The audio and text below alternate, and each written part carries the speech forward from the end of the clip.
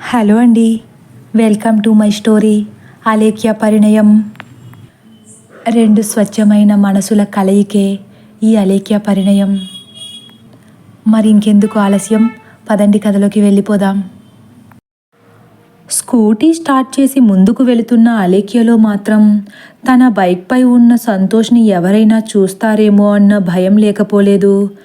ఎప్పుడూ పరిచయం లేని మగవాళ్లతో మాట్లాడడం అలవాటు లేని అలేఖ్యకు సంతోష్ని స్కూటీపై తీసుకువెళ్ళడం, అది రాత్రి వేళలో, అలేఖ్య లాంటి అమ్మాయికి ఇది పెద్ద కష్టమైన పని అయినప్పటికీ తప్పని పరిస్థితి వచ్చి పడినట్లయింది.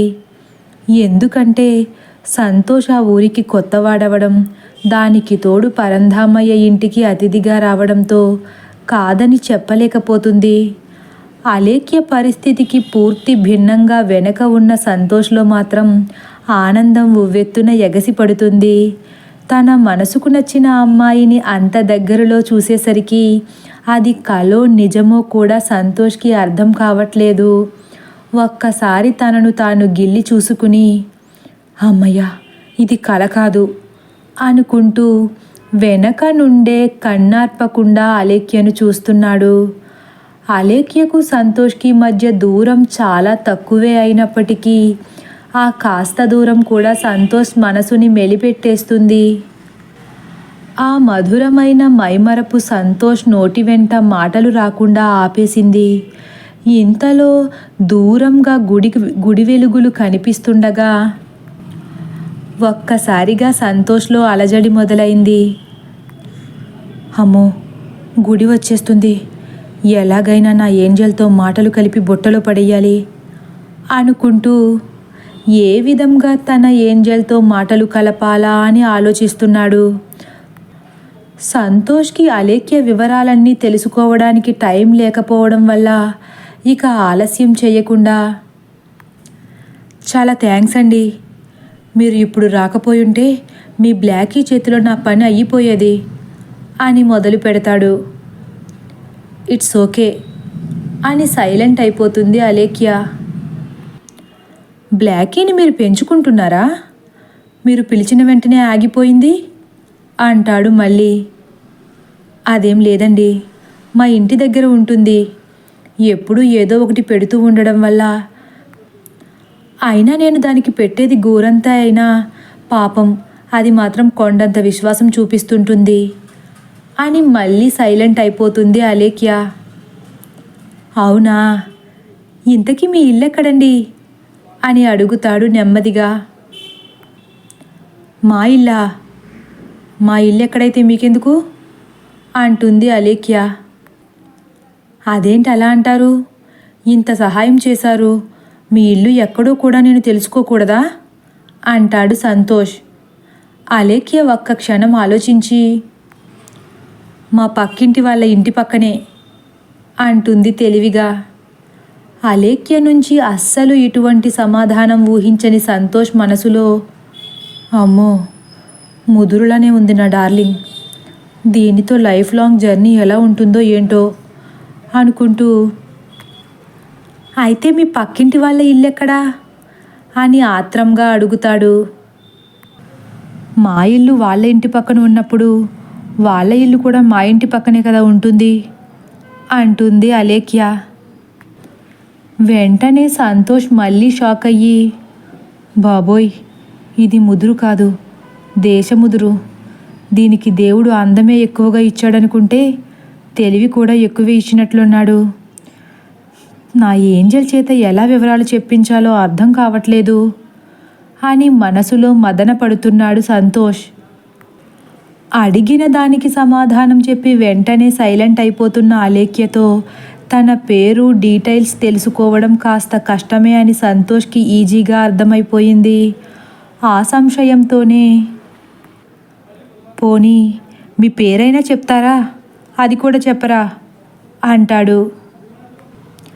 మీకు నా పేరు కావాలా, నా నుంచి హెల్ప్ కావాలా? పేరు కావాలంటే చెప్పండి, ఇప్పుడే ఇక్కడే దించేసి పేరు చెప్పి వెళ్ళిపోతాను. అదే హెల్ప్ కావాలంటే గుడి దగ్గర దింపుతా. ఒక్కసారి వెనక్కి చూసి ఏది కావాలో తేల్చుకోండి అంటుంది అలేఖ్య. సంతోష్కి ఏమీ అర్థం కాక వెనక్కి తిరిగి చూసేసరికి బ్లాకీ స్కూటీ వెనక అలేఖ్య బాడీగార్డ్లా వేగంగా పరిగెత్తుకుంటూ వస్తుంది. సంతోష్ షాక్ అయ్యి, అమ్మో, మీ బ్లాకీ నన్ను వదలదా అంటాడు గాబరాగా. ఇప్పుడు చెప్పండి, పేరు కావాలా, హెల్ప్ కావాలా? దాన్ని వెనక చూసిన తర్వాత కూడా ఇంకా పేరేం అడుగుతానులేండి అంటాడు నిరాశగా. అలా ఇంకాస్త దూరం ప్రయాణిస్తారు. సంతోష్ ఉండబట్టలేక, కనీసం నా పేరైనా అడగచ్చు కదా, అది కూడా ఇష్టం ఉండదా మీకు అంటాడు. నాకెందుకండి మీ పేరు, అదిగోండి గుడి వచ్చేసింది, మీరు కాస్త సైలెంట్గా ఉంటే మిమ్మల్ని ఎవరికీ తెలియకుండా అక్కడ దించేస్తాను అంటుంది అలేఖ్య. ఏంటి ఈ పిల్ల అస్సలు బయటపడట్లేదు? అయినా ఈ రోజుల్లో ఆడవాళ్ళు ఇలానే ఉండాలే, పరిచయం లేని వాళ్లకు ఊరు పేరు ఫోన్ నెంబర్స్ లాంటి వివరాలు ఇవ్వడం మంచిది కాదు. నా ఏంజల్కి ఆ విషయంలో కూడా 100కి 100 మార్కులు వేయొచ్చన్నమాట. నాట్ బ్యాడ్ అనుకుని మనసులో సంతృప్తి పడతాడు. చేసేదేం లేక గుడికి కాస్త దూరంలో స్కూటీ ఆపుతుంది అలేఖ్య. ఇక దిగండి అంటుంది. అప్పుడే గుడి వచ్చేసిందా? దిగుతాలేండి, దిగకపోతే మీరు ఊరుకుంటారా ఏంటి అని సనుక్కుంటూ నెమ్మదిగా ఇష్టం లేనట్లే దిగుతాడు సంతోష్. అలేఖ్య వెళ్ళిపోతుందంటే సంతోష్కు మనసులో కాస్త బాధగా ఉంది. రేపు గుడికి వస్తారా మీరు అని దీనంగా అడుగుతాడు. సంతోష్కి ఏ వివరాలు చెప్పడం ఇష్టం లేని కారణంగా, నాకు లేట్ అవుతుంది, నేను వెళ్ళాలి అని బండి స్టార్ట్ చేసి బై అంటుంది. ఏమండి, మీ పేరైనా చెప్పి వెళ్ళండి ప్లీజ్ అడుగుతాడు జాలిగా. అన్నిసార్లు అడిగేసరికి మనసొప్పక ఏదో పేరు చెప్పేద్దాంలే అనుకుని, నా పేరా కాంచనమాల అంటుంది. సంతోష్ ఒక్కసారిగా అంటూ నోరు తెరిచి కాంచనమాల అంటాడు. ఇప్పుడు మీరు హ్యాపీనే కదా, వెళ్ళొస్తాను అంటూ అక్కడి నుండి వెళ్ళిపోతుంది అలేఖ్య. అలేఖ్య కంటికి కనిపించనంత దూరంగా వెళ్ళిపోయినా సంతోష్ వెళ్తున్న అలేఖ్య వైపు ఆశ్చర్యంగా చూస్తూ ఉండిపోతాడు. ఇంతలో వెనక నుంచి ఎవరో భుజం మీద చెయ్యి వేసినట్లు అనిపించి వెనక్కి తిరిగి చూస్తాడు. ఏం బాబు, నేనెవరో గుర్తున్నానా అంటూ కోపంగా చూస్తుంది ఆర్తి. హే ఆర్తి, నువ్వు సేఫేనా? థ్యాంక్ గాడ్ అంటాడు సంతోష్. నేను నీ గురించి టెన్షన్ పడుతూ ఫాస్ట్గా నడుచుకుంటూ వస్తుంటే నువ్వు ఎవరో అమ్మాయితో ముచ్చట్లాడుకుంటూ హాయిగా స్కూటీ మీద వస్తున్నావు. అయ్యో, నా వల్లనే కదా ఆర్తి ఇంత ఇబ్బంది పడింది. ఇప్పుడు ఎక్కడుందో ఎలా ఉందో అన్న ఊహుందా నీకు? నీ పని నాన్నతో చెబుతానుండు అంటుంది ఆయాసపడుతూ ఆర్తి. సారీ ఆర్తి, సారీరా, నేనే నీకు కాల్ చేద్దామనుకున్నా, కానీ నా ఏంజల్ నాకు అంత దగ్గరలో ఉండేసరికి నాకేం గుర్తు రాలేదు. అయినా కరెంటు పోయినప్పుడు నువ్వు తప్పించుకున్నప్పుడే నేను చాలా హ్యాపీగా ఫీల్ అయ్యానురా. ప్రామిస్ ఆర్తి అంటాడు సంతోష్. ఏంట్రా నువ్వనేది? నీ ఏంజల్ కనిపించిందా? Thank God. ఇంత యాతన పడ్డందుకు కనీసం ప్రతిఫలం దక్కిందన్నమాట అని నిట్టూర్చుకుంటుంది. అవును ఆర్తి, నా ఏంజల్ దొరికేసింది. తన పేరు కాంచనమాలంట. ఈ ఊరే. రేపు గుడికి కూడా రావచ్చు. రాకపోయినా పర్లేదు, తన ఇల్లు తెలిసిపోయింది. అదిగో ఆ వీధిలోకి వెళ్ళింది అంటాడు సంతోష్ ఎగిరి గంతేస్తూ. పోన్లేరా, మిగతా వ్యవహారం అంతా రేపు చూసుకుందాం. ఇప్పటికే నీ పుణ్యమాని ఒళ్ళు గుళ్ళయింది. వెంటనే ఇంటికి వెళ్ళి రెస్ట్ తీసుకోవాలి చాలా నీరసంగా అంటుంది. ఇంతకీ అంకుల్ ఫోన్ చేయలేదు కదా అడుగుతాడు కంగారుగా సంతోష్. చేశారు, కానీ నేనే మామూలుగా మాట్లాడి పెట్టేశాను. జరిగిందంతా చెబితే తిడతారేమోనని భయం వేసింది అంటుంది ఆర్తి. మంచి పని చేశావు. అసలే నువ్వు కాస్త ఇబ్బంది పెడితేనే అంకుల్ తట్టుకోలేరు. ఇక్కడ జరిగిందేమీ ఎవరితోని చెప్పకు, పరువు పోతుంది. అసలే ఆంటీ ఫోన్ చేసినప్పుడు ఓవర్ బిల్డప్ ఇచ్చాము, అందుకే పెద్దల మాట చెద్దన్నం మూట అన్నారు. రేపు మాత్రం బయటకు వెళ్ళేటప్పుడు ఎవరినైనా తోడు తీసుకువెళ్దామే అంటాడు సంతోష్. అవునరా, హరిగో నాన్న వాళ్ళు గుడిలో ఉన్నట్లున్నారు. నాకు ఆకలేస్తుంది, ఇంటికి వెళ్ళిపోదామని అడుగుతాను పదా అని గుళ్ళోకి వెళ్తారు ఇద్దరు. ఆర్తి నెమ్మదిగా హరిశ్చంద్ర ప్రసాద్ వెనక వచ్చి కూర్చుంటుంది. గుడిలో చాలామంది ఉన్నారు. భజన కూడా ఎంతో అద్భుతంగా జరుగుతుంది. అందరూ చప్పట్లు కొడుతూ పాటలు వింటున్నారు. పరశురాం పరంధామయ్యలు కూడా అక్కడే ఉన్నారు. హరిశ్చంద్ర ప్రసాద్ వెనుక కూర్చున్న ఆర్తిని చూసి, ఎక్కడికి వెళ్ళారు? నైట్ టైం ఒంటరిగా వెళ్ళొద్దని చెప్పాను కదా ఆర్తి, కాస్త కరుకుగా అంటారు హరిశ్చంద్ర ప్రసాద్.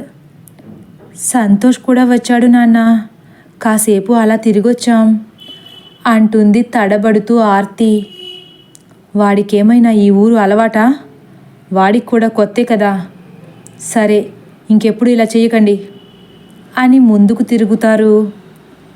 సారీ నాన్న. నాన్న, నాకు బాగా ఆకలి వేస్తుంది, ఇంటికి వెళ్ళిపోదామా అంటూ హరిశ్చంద్ర ప్రసాద్ వీపుపై తలను వాలుస్తుంది ఆర్తి. ఆర్తి అంత నీరసంగా ఉండడం చూసిన హరిశ్చంద్ర ప్రసాద్, ఏరా అలా ఉన్నావు, ఆకలి వేస్తుందా? సరే, భజన కూడా అయిపోయిందిలే, ఇంక వెళ్ళిపోదాం పదండి అని అక్కడ ఉన్న పరశురాంతో, వెళ్ళొస్తాంరా, రేపు కలుసుకుందాం. రేపు స్కూల్కి లీవ్ పెట్టు, నీతో ఒక ఇంపార్టెంట్ విషయం మాట్లాడాలి అంటూ పైకి లేస్తారు. సరే అంటారు పరశురాం. పరం, పద, ఆర్తికి ఆకలిస్తుందంట అని అక్కడి నుండి కారులో ఇంటికి వచ్చేస్తారు అందరూ. ఇంటి దగ్గర వీళ్ళ కోసం అన్నీ సిద్ధం చేసి ఉంచుతారు దుర్గా శకుంతలలు. అందరూ ఫ్రెష్ అయ్యి టిఫిన్ చేయడం కోసం వాకిట్లోకి వచ్చేస్తారు. సంతోష్ టిఫిన్స్ వడ్డిస్తున్న శకుంతలతో, ఆంటీ, ఆదిత్య తిన్నాడా అని అడుగుతాడు. లేదు సంతోష్, మీరు వచ్చాక పిలవమన్నాడు, నువ్వు వెళ్ళి పిలుస్తావా అంటుంది. ఆదిత్యకు నాకు టిఫిన్ పెట్టి ఇచ్చేయండి ఆంటీ, ఈరోజు చాలా హ్యాపీగా ఉన్నాను, వాడితో కలిసి తినాలనిపిస్తుంది అంటాడు సంతోషంగా. ఏంటి విశేషం సంతోష్, మాకు కూడా చెప్పకూడదా అంటుంది దుర్గ నవ్వుతూ. రేపు అందరికీ చెప్తాను ఆంటీ, ఈ రోజుకు నన్నేమీ అడగొద్దు, బాగా ఆకలేస్తుంది, టిఫిన్స్ ఇచ్చేయండి అని ఇద్దరికీ టిఫిన్స్ పట్టుకుని పైకి వెళ్ళిపోతాడు సంతోష్. అందరూ మాట్లాడుకుంటూ టిఫిన్స్ చేస్తుండగా హరిశ్చంద్ర ప్రసాద్తో అలేఖ్య గురించి మాట్లాడడానికి ఎదురు చూస్తున్నారు దుర్గా శకుంతలలు. శకుంతల దుర్గా వైపు చూసి చెప్పండి అన్నట్లు సైగ చేస్తుంది. సరే అన్నట్లు తల ఊపి ఈ విధంగా మొదలు పెడుతుంది దుర్గా. ఏవండి, మధ్యాహ్నం పక్కింటావిడి వచ్చి అలేఖ్యకు మంచి సంబంధం ఉందని చెప్పారు. ఒకసారి జాతకాలు చూపిద్దామని సోమయాజులు గారికి ఫోన్ చేయమని శకుంతలను అడిగాను. శకుంతల అలేఖ్య జాతకం పెడితే ఆయన ఏమన్నారో తెలుసా అని ఆపేస్తుంది దుర్గా.